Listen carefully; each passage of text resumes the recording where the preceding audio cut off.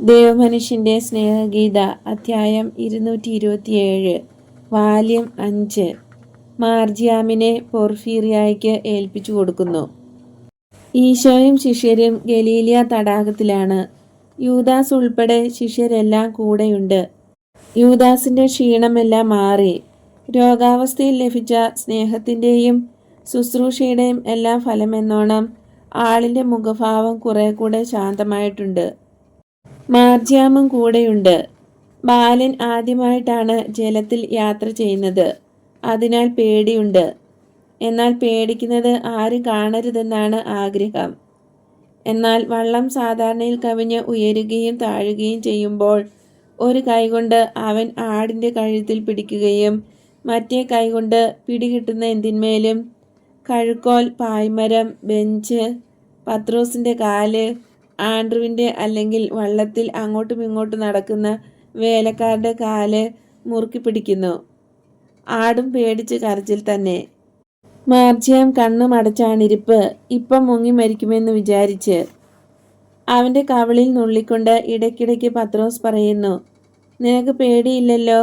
ഒരു ശിഷ്യൻ ഒരിക്കലും പേടിക്കരുത്. ഇല്ലെന്നുള്ള അർത്ഥത്തിൽ ബാലൻ തലയാട്ടുന്നു. എന്നാൽ യോർദാൻ നദീമുഖമായപ്പോൾ കാറ്റ് ശക്തിയായി. തിരകൾ ഉയർന്നു തുടങ്ങി. ഒരു ശക്തിയേറിയ തിരയടിച്ച് വള്ളം മറിയാൻ തുടങ്ങിയപ്പോൾ പേടിച്ച് അവൻ കൂകി.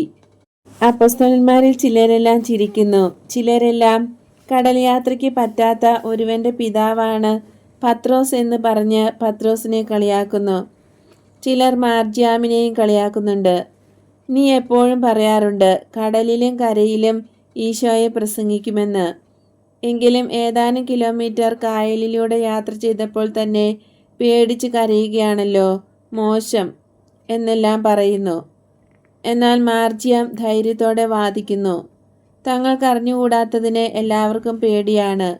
എനിക്ക് വെള്ളത്തോട്, യൂദാസിന് മരണത്തോടും പേടി. ഇതിൽ നിന്ന് ഞാൻ മനസ്സിലാക്കുന്നു യൂദാസിന് മരണത്തെ ഭയമായിരുന്നെന്ന്. കുട്ടിയുടെ വാക്കുകൾ കേട്ടിട്ട് യൂദാസിന് ഒരു പ്രതികരണവുമില്ല എന്നത് എനിക്ക് വിസ്മയമുളവാക്കുന്നു. നേരെ മറിച്ച് അയാൾ ഇങ്ങനെ പറയുന്നു, നീ പറഞ്ഞത് ശരിയാണ്. തങ്ങൾക്കറിഞ്ഞുകൂടാത്തതിനെ എല്ലാവരും ഭയപ്പെടുന്നു. എന്നാൽ നമ്മൾ ബെത്സയിദയോടടുത്തു. ഇനി അല്പദൂരം മാത്രമേയുള്ളൂ. അവിടെ സ്നേഹം കണ്ടെത്തുമെന്ന് നിനക്കുറപ്പാണ്. എനിക്കും പിതാവിൻ്റെ ഭവനത്തിൽ നിന്ന് അല്പം ദൂരെയെങ്കിലും എത്താമെന്നും അവിടെ സ്നേഹം കണ്ടെത്താമെന്നും ഉറപ്പുണ്ടായിരുന്നെങ്കിൽ എന്ന് ആശിക്കുന്നു. അയാൾ ഇത് പറയുന്നത് വിഷാദിച്ച് തളർന്ന ഒരു ഭാവത്തോടെയാണ്. നീ ദൈവത്തിൽ പ്രത്യാശ വയ്ക്കുന്നില്ലേ? വളരെ വിസ്മയത്തോടെ ആൻഡ്രു ചോദിക്കുന്നു. ഇല്ല, ഞാൻ എന്നെ തന്നെ അവിശ്വസിക്കുന്നു. എനിക്ക് രോഗമായിരുന്നപ്പോൾ ധാരാളം വിശുദ്ധരായ സ്ത്രീകൾ എനിക്ക് അരികിലുണ്ടായിരുന്നു. അപ്പോൾ ആധ്യാത്മികമായി ഞാൻ എത്ര പിന്നിലാണെന്ന് എനിക്ക് മനസ്സിലായി. എത്രമാത്രം ഞാൻ ധ്യാനിച്ചു. ഞാൻ എന്നോട് തന്നെ ഇങ്ങനെ ചോദിക്കാറുണ്ടായിരുന്നു, അവൻ തങ്ങളെ തന്നെ നന്നാക്കാനും സ്വർഗം നേടാനും ഇപ്രകാരം ശ്രമിക്കുന്നെങ്കിൽ ഞാൻ എന്താണ് ചെയ്യേണ്ടത്? കാരണം അവരുടെ വിചാരം അവർ പാപികളാണെന്നാണ്. എന്നാൽ ഞാൻ വിചാരിക്കുന്നത് അവർ ഇപ്പോൾ തന്നെ വിശുദ്ധരാണെന്ന്. എൻ്റെ കാര്യം എങ്ങനെ? ഗുരുവേ, എന്നെങ്കിലും ഞാൻ വിജയിക്കുമോ? സന്മനസ്സുണ്ടെങ്കിൽ എല്ലാം ചെയ്യാൻ കഴിയും. എന്നാൽ എൻ്റെ മനസ്സ് വിശ്വസിക്കാൻ പറ്റാത്തതാണ്. ഇല്ലാത്ത നന്മകൾ ദൈവസഹായം കൊണ്ട് ലഭ്യമാകും. ഇപ്പോൾ നിനക്കുള്ള എളിമ നിനക്കുണ്ടായ സുഖക്കേട് നിമിത്തം ലഭിച്ചതാണ്. കണ്ടോ, നിനക്കില്ലാതിരുന്ന ഒരു നന്മ വേദനിപ്പിച്ച ഒരു സംഭവത്തിലൂടെ ദൈവം നിനക്ക് നൽകി. ഗുരുവേ, അത് സത്യമാണ്. എന്നാലും ആ സ്ത്രീകൾ എത്ര പൂർണ്ണരായ ശിഷ്യരാണവർ. നിന്റെ അമ്മയെക്കുറിച്ചല്ല ഞാൻ പറയുന്നത്. അവളുടെ കാര്യം ഞങ്ങൾക്കെല്ലാവർക്കും അറിയാം. മറ്റുള്ള സ്ത്രീകളെയാണ് ഞാൻ ഉദ്ദേശിക്കുന്നത്. ഓ, അവർ നമ്മളെക്കാൾ വളരെ മുന്നിലെത്തിയിട്ടുണ്ട്. അവരുടെ ഭാവി പ്രേഷിതത്വത്തിന് ഞാൻ ഒരു പരീക്ഷണമായിരുന്നു. ആദ്യ പരീക്ഷണങ്ങളിൽ ഒന്ന്. എങ്കിലും ഗുരുവേ, എന്നെ വിശ്വസിക്കൂ. തീർച്ചയായും അവരെ നിനക്ക് ആശ്രയിക്കാം. ഏലീശായെയും എന്നെയും അവർ ശുശ്രൂഷിച്ചു.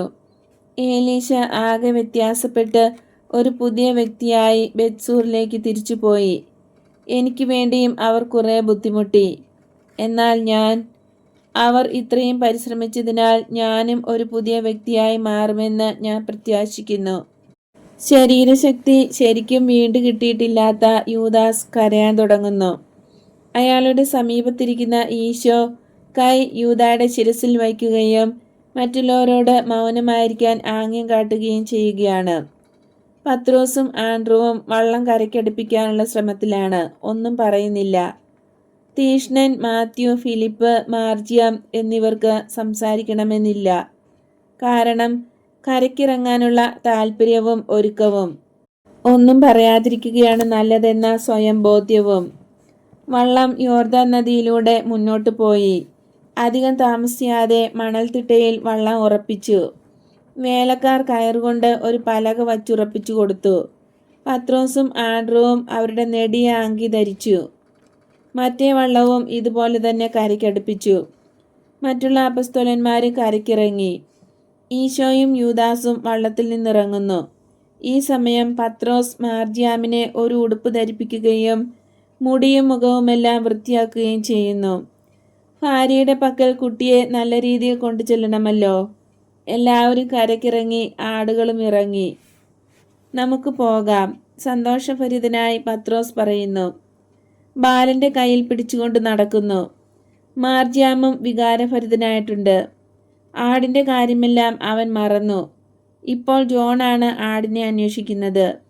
മാർജിയാം പെട്ടെന്ന് പേടിച്ചൊരു ചോദ്യം. എന്നാൽ അവൾക്ക് എന്നെ വേണമായിരിക്കുമോ? അവൾ നേരായിട്ടും എന്നെ സ്നേഹിക്കുമോ? പത്രോസും അവനെ ധൈര്യപ്പെടുത്തുന്നു. എങ്കിലും കുട്ടിയുടെ ഭയം തന്നെ പത്രോസിനെയും ഒരുപക്ഷെ ബാധിച്ചാൽ എന്ന പോലെ പത്രോസും ഈശോയോട് ചോദിക്കുന്നു, ഗുരുവേ, അങ്ങ് പൊർഫീറിയായോടും പറഞ്ഞേക്കുമോ? സാഹചര്യമെല്ലാം നന്നായി പറയാൻ എനിക്കാവുമെന്ന് തോന്നുന്നില്ല. ഈശോ പുഞ്ചിരി തൂക്കിക്കൊണ്ട് അക്കാര്യം ഏറ്റെന്ന് വാക്കുകൊടുക്കുന്നു. നദീതീരത്തുകൂടെ നടന്ന് അവർ വേഗത്തിൽ വീട്ടിലെത്തി. തുറന്നു കിടക്കുന്ന വാതിലിലൂടെ പൊർഫീറിയ ജോലി ചെയ്യുന്നതിൻ്റെ ശബ്ദം കേൾക്കാം. അടുക്കളവാതിലിലൂടെ അകത്തേക്ക് നോക്കിക്കൊണ്ട് ഈശോ പറയുന്നു, സമാധാനം നിന്നോടുകൂടെ ഉണ്ടായിരിക്കട്ടെ. പൊർഫീറിയ അടുക്കളയിലെ പാത്രങ്ങളെല്ലാം തേച്ചു കഴുകുകയാണ്. ഗുരുവേ, സൈമൺ. ആ സ്ത്രീ ഓടിവന്ന് ഈശോയുടെയും പിന്നീട് പത്രോസിൻ്റെയും കാൽക്കൽ വീണ് സാഷ്ടാംഗ പ്രണാമം ചെയ്യുന്നു. അനന്തരം അവൾ എഴുന്നേറ്റ് നിന്ന് പറയുന്നു, നിങ്ങളെ കാണാൻ വളരെ ആഗ്രഹിച്ച് ഞാൻ കാത്തിരിക്കുകയായിരുന്നു. എല്ലാവരും സുഖമായിരിക്കുന്നോ? അകത്തു വരൂ, നിങ്ങൾ ക്ഷീണിതരായിരിക്കും. സന്തോഷം കൊണ്ട് ചുവന്നു തൊടുത്ത അവളുടെ മുഖം അത്ര സുന്ദരമല്ലെങ്കിലും വളരെ പ്രീതി ഉളവാക്കുന്നതാണ്. ഞങ്ങൾക്ക് ക്ഷീണമൊന്നുമില്ല. ഞങ്ങൾ നസ്രസിൽ നിന്നാണ് വരുന്നത്. വഴിയിൽ കാനായിലും തങ്ങി. വള്ളങ്ങളെല്ലാം തിബേരിയാസിലായിരുന്നു. ഞങ്ങൾക്ക് ക്ഷീണമില്ലെന്ന് കണ്ടാൽ അറിയാമല്ലോ. ഒരു ബാലനും ഞങ്ങളുടെ കൂടെ ഉണ്ടായിരുന്നു. സൈമന്റെ പുത്രൻ യൂദാസിന് ക്ഷീണമാണ്. അയാൾക്ക് ഈയിടെ രോഗമായിരുന്നു. ഒരു ബാലനോ? ഇത്ര ചെറിയ ശിഷ്യനോ? വഴിയിൽ ഞങ്ങൾ ദത്തെടുത്ത ഒരനാഥ ബാലൻ. ഓ മകനെ, ഇങ്ങ് വരൂ എൻ്റെ ഓമനക്കുട്ട, നിന്നെ ഞാനൊന്ന് മുത്തട്ടെ. ഓ മകനെ, ഇങ്ങ് വരൂ എൻ്റെ ഓമനക്കുട്ട, നിന്നെ ഞാനൊന്ന് മുത്തട്ടെ. ലജ്ജിച്ച് ഈശോയുടെ അടുത്ത് പകുതി മറിഞ്ഞു നിന്ന ബാലൻ ഒരെതിർപ്പും കാണിക്കാതെ ആ സ്ത്രീയുടെ ആലിംഗനവും ചുംബനവും സ്വീകരിക്കുന്നു. അവനെ ചുംബിക്കാൻ മുട്ടുകുത്തിയപ്പോൾ അവനും സ്ത്രീയും ഒരേ പൊക്കം. ഇത്ര ചെറുപ്പമായ ഇവനെയും എപ്പോഴും അങ്ങ് കൂടെ കൊണ്ട് നടക്കാൻ പോകുകയാണോ? അവൻ ക്ഷീണിച്ചു പോകുമല്ലോ. അവൾക്ക് വലിയ ദയ. ബാലനെ അവൾ കെട്ടിപ്പിടിച്ച് അവളുടെ കവിളുകൾ അവൻ്റെ കവിളിൽ ചേർത്ത് വെച്ച് നിൽക്കുന്നു. ഞാൻ വേറെയാണ് വിചാരിച്ചിരുന്നത്. ഞങ്ങൾ ഗലീലിയായിൽ നിന്നും തടാകത്തിൻ്റെ പ്രദേശങ്ങളിൽ നിന്നും പോകുമ്പോൾ ബാലനെ എൻ്റെ ശിഷ്യകളിൽ ആരെയെങ്കിലും ഏൽപ്പിക്കാമെന്നാണ് വിചാരിച്ചത്. എൻ്റെ കർത്താവെ, എന്നെ ഏൽപ്പിക്കയില്ലേ? എനിക്ക് സ്വന്തമായി കുട്ടികളില്ലല്ലോ. എന്നാൽ എനിക്ക് മരുമക്കൾ ധാരാളമുണ്ട്. അതിനാൽ കുട്ടികളോട് എങ്ങനെ പെരുമാറണമെന്ന് എനിക്കറിയാം. പ്രസംഗിക്കാൻ കഴിവില്ലാത്ത ഒരു ശിഷ്യയാണ് ഞാൻ. മറ്റ് ശിഷ്യകൾ അങ്ങയെ അനുഗമിക്കുന്നത് പോലെ അങ്ങയെ അനുഗമിക്കാൻ എനിക്ക് ആരോഗ്യമില്ല. ഓ, നിനക്കറിയാം ഞാൻ എത്ര ഭീരുവാണെന്ന്. എന്നാൽ ഞാൻ ബന്ധിതയാണെന്നും അങ്ങേക്കറിയാം. കെട്ടപ്പെട്ടിരിക്കുന്നു എന്നല്ലേ ഞാൻ പറഞ്ഞത്? പരസ്പരം എതിർവശങ്ങളിലേക്ക് വലിക്കുന്ന 2 കയറുകൾ കൊണ്ടാണ് ഞാൻ കെട്ടപ്പെട്ടിരിക്കുന്നത്. അത് രണ്ടും മുറിച്ചുവിടാൻ എനിക്ക് ധൈര്യമില്ല.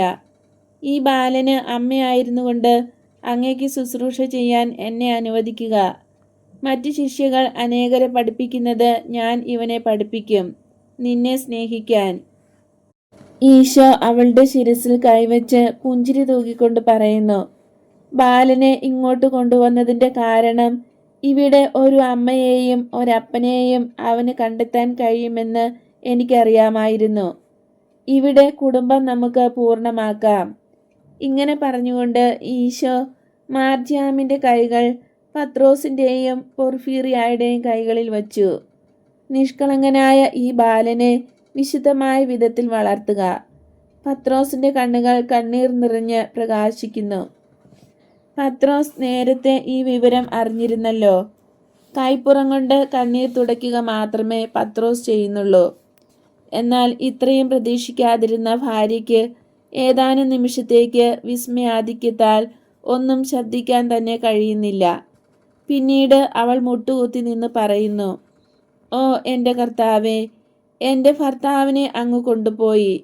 എന്നെ മിക്കവാറും ഒരു വിധവയാക്കി. ഇപ്പോൾ എനിക്കൊരു പുത്രനെ തരുന്നു. എൻ്റെ ജീവിതത്തിലേക്ക് സർവ്വ റോസാപ്പൂക്കളും ഇപ്പോൾ വർഷിച്ചിരിക്കുന്നു.